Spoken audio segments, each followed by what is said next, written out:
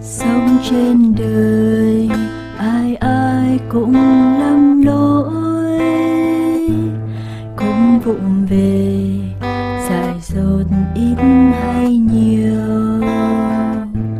Hãy tha thứ, bao dung và nâng đỡ, vì vẫn còn một chút để thương yêu.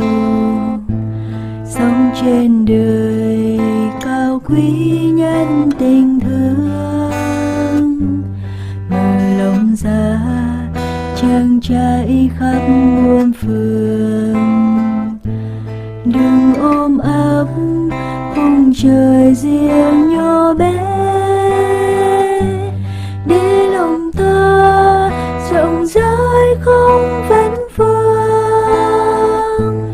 Khi thương ai thương luôn cả nụ cười, thương ánh mắt chiếc áo và đường đi,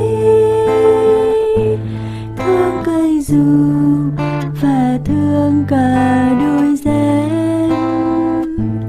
thương bài ca và thương cả con người.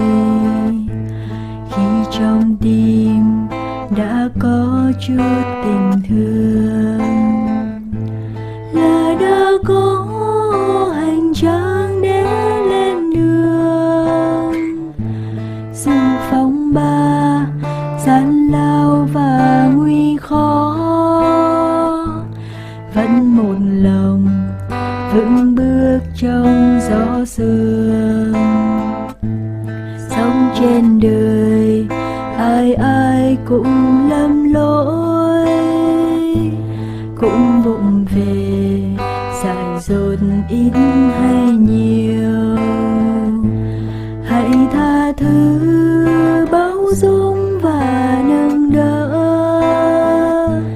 vì vẫn còn một chút để thương yêu. Sống trên đời cao quý nhân tình thương, mở lòng ra trang trải khắp muôn phương. Đừng ôm ấp khung trời riêng nhỏ bé, để lòng ta rộng rãi không vấn vương.